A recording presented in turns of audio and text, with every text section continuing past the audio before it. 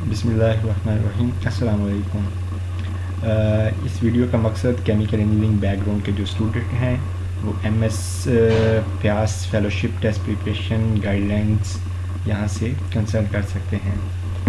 तो देखते हैं कौन कौन से टॉपिक्स इंपॉर्टेंट हैं टेस्ट की प्रिपरेशन के लिए और कौन कौन से सब्जेक्ट्स या कोर्सेज इंक्लूड किए जाते हैं प्यास के टेस्ट में केमिकल इंजीनियरिंग बैकग्राउंड के स्टूडेंट्स के लिए।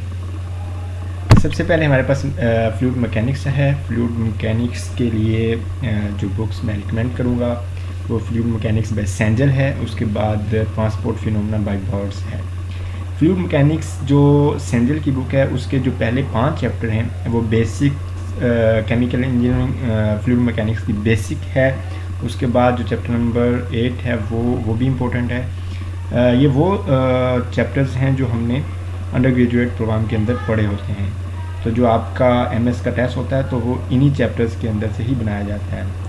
उसके अलावा जो फ्लूइड ये ट्रांसपोर्ट फिनोमेना के अंदर फ्लूइड मैकेनिक्स का पार्ट है वो ख़ासतौर पे पहले 3 चैप्टर्स हैं तो उनको आप लोगों ने रिवाइज़ करना है। उसके अंदर वो वेलोसिटी और उसके बाद शियर स्ट्रेस की प्रोफाइल्स वगैरह दी होंगी तो उनको आप लोगों ने देखना है।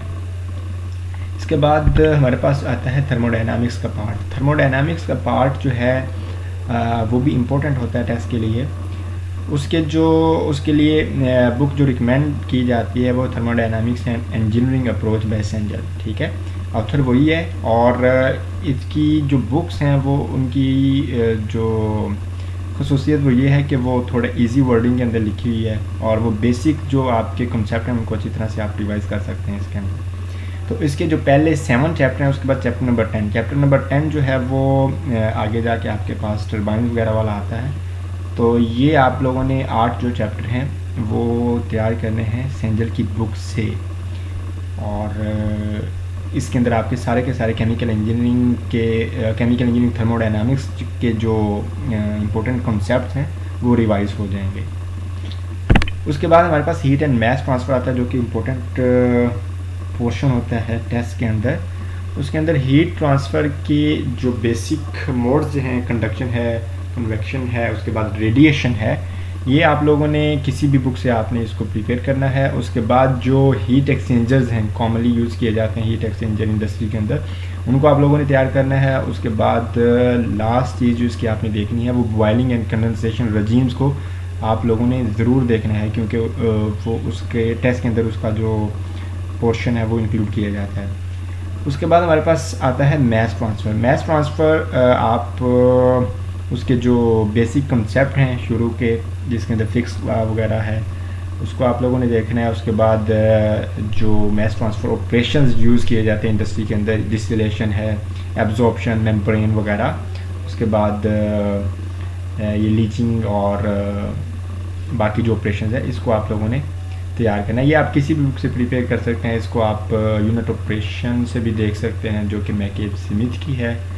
उसके बाद कुलसन रिचर्डसन से भी देख सकते हैं। तो ये टॉपिक किसी भी जगह से प्रिपेयर किए जा सकते हैं। मेन चीज़ है कि आप लोगों ने इसको इनके जो कॉन्सेप्ट हैं उनको आप लोगों ने एक दफ़ा रिवाइज करना है।